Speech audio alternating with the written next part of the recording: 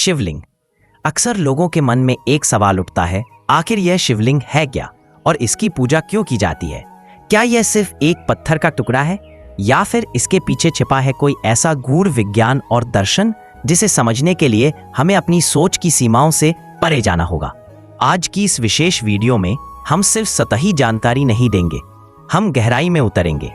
हम वेदों, उपनिषदों, पुराणों और आधुनिक विज्ञान की कसौटी पर कसेंगे इस अद्भुत प्रतीक को।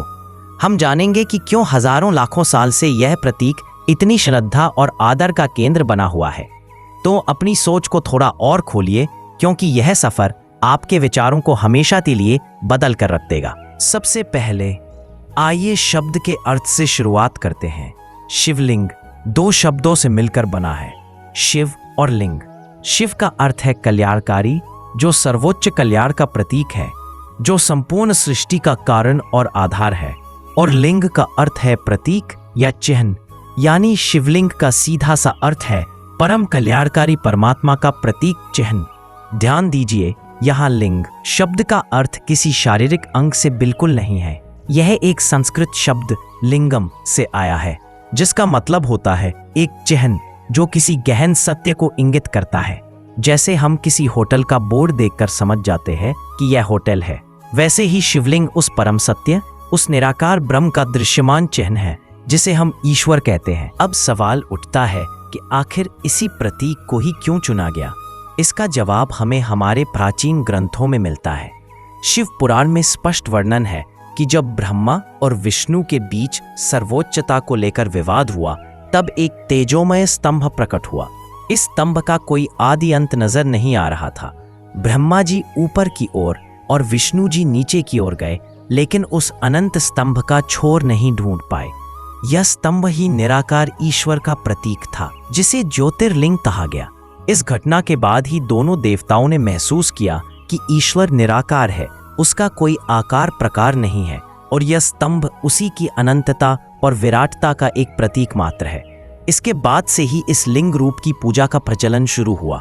लेकिन क्या यह सिर्फ एक पौराणिक कथा है या इसके पीछे कोई गहरा वैज्ञानिक और दार्शनिक आधार है? चलिए अब हम इसी पक्ष को समझते हैं। विज्ञान की नजर से देखें तो शिवलिंग एक ऊर्जा का केंद्र है। प्राचीन मंदिर वास्तुशास्त्र और भूचुंबकीय शक्ति के सिद्धांतों पर बनाए जाते थे। मंदिर का गर्भगृह जहां शिवलिंग स्थापित होता है, वह स्थान भूमिगत ऊर्जा का सबसे शक्तिशाली केंद्र होता है। शिवलिंग की संरचना ही ऐसी होती है कि वह इस ऊर्जा को एकत्रित एब्जॉर्ब करता है और फिर उसे विकिरित करता है। यही कारण है कि शिवलिंग के दर्शन और स्पर्श मात्र से एक अद्भुत शांति और सकारात्मक ऊर्जा का अनुभव होता है। शिवलिंग की आकृति पर गौर करें। यह आमतौर पर 3 भागों में होता है। नीचे का चौकोर आधार, बीच का अष्टकोणीय भाग और सबसे ऊपर का बेलनाकार भाग। यह तीनों भाग त्रिमूर्ति ब्रह्मा, विष्णु और महेश का प्रतीक है। नीचे का चौकोर भाग ब्रह्मा जी का प्रतीक है, जो सृष्टि के आधार है। बीच का अष्टकोणीय भाग भगवान विष्णु का प्रतीक है, जो सृष्टि के पालनहार है। और सबसे ऊपर का गोलाकार भाग भगवान शंकर का प्रतीक है, जो संहार के देवता है। इस पूरी संरचना का अर्थ है कि संपूर्ण सृष्टि का आधार, पालन और संहार करने वाली परम शक्ति इसी एक प्रतीक में निहित है। लेकिन सबसे गहरा रहस्य छुपा है शिवलिंग पर जल चढ़ाने की परंपरा बिहाइंड। क्यों शिवलिंग पर हमेशा जलाधारी से जल गिरता रहता है? इसके पीछे भी एक अद्भुत वैज्ञानिक तथ्य है। शिवलिंग प्रायः पारद यानी पारे से भी बनाया जाता था या फिर विशेष प्रकार के पत्थरों से। पारा एक ऐसा तत्व है जिसमें अत्यधिक ऊर्जा संचय करने की क्षमता होती है। जब इस पर लगातार जल गिराया जाता है तो यह ऊर्जा का संचरण नियंत्रित रहता है और एक विशेष प्रकार की कंपना पैदा होती है, जो वातावरण को शुद्ध करती है और आसपास मौजूद लोगों के शरीर और मन पर सकारात्मक प्रभाव डालती है। यही कारण है कि शिवलिंग की पूजा में अभिषेक को सर्वोत्तम माना गया है। अब हम आध्यात्मिक दर्शन की गहराई में उतरते हैं। शिवलिंग साकार के माध्यम से निराकार की उपासना का एक अनूठा उदाहरण है। मनुष्य की सीमित इंद्रियां सीधे तौर पर निराकार ब्रह्म को नहीं समझ सकती, इसलिए एक ऐसे प्रतीक की आवश्यकता होती है जो उस अवर्णनीय सत्ता की ओर संकेत करे। शिवलिंग वही सेतु है। ये हमें याद दिलाता है कि ईश्वर कोई व्यक्ति या वस्तु नहीं, बल्कि वह शक्ति है जो इस पूरे ब्रह्मांड में व्याप्त है। जब हम शिवलिंग की पूजा करते हैं तो हम वास्तव में उस अनंत निराकार सच्चिदानंद की उपासना कर रहे होते हैं जिसका कोई आकार नहीं है। शिवलिंग का एक और गूढ़ अर्थ है सृष्टि का उद्गम। लिंग को सृजन के प्रतीक के रूप में भी देखा जाता है। ब्रह्मांड की उत्पत्ति एक बिंदु सिंगुलैरिटी से हुई मानी जाती है। बिग बैंग थ्योरी के अनुसार समस्त ब्रह्मांड एक अत्यंत सूक्ष्म और सघन बिंदु से फैला है। शिवलिंग का गोलाकार ऊपरी भाग उसी आदि बिंदु का प्रतीक है जिससे अनंत सृष्टि का विस्तार हुआ। यह अंडा कॉस्मिक एग या बीज रूप है जिसमें समस्त सृष्टि समाई हुई है।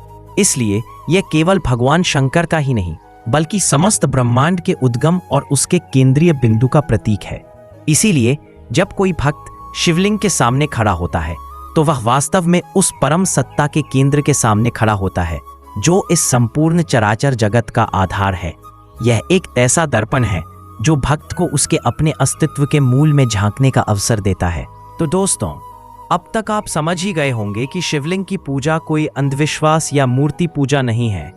यह एक परिष्कृत और वैज्ञानिक दृष्टि से परिपूर्ण साधना पद्धति है जिसे हमारे ऋषि मुनियों ने हजारों वर्षों के गहन चिंतन और अनुसंधान के बाद विकसित किया था। यह निराकार की साकार के माध्यम से साधना है। अनंत को एक सीमित प्रतीक में बांधकर देखने का प्रयास है। अगली बार जब आप किसी मंदिर में शिवलिंग के दर्शन करें तो सिर्फ एक पत्थर का टुकड़ा न देखें, उसके पीछे छिपे हजारों साल के ज्ञान, विज्ञान और दर्शन को देखें। उस अनंत निराकार ब्रह्म का स्मरण करें जिसका न कोई आदि है न अंत, और फिर महसूस करें कि आपका अपना अस्तित्व भी उसी अनंत सत्ता का एक अंग है। उम्मीद है यह जानकारी आपके लिए उपयोगी रही होगी। अगर आपको ये वीडियो पसंद आया तो लाइक करें, शेयर करें और हमारे चैनल को सब्सक्राइब जरूर करें ताकि आप ऐसी ही ज्ञानवर्धक जानकारियों से जुड़े रहें। धन्यवाद।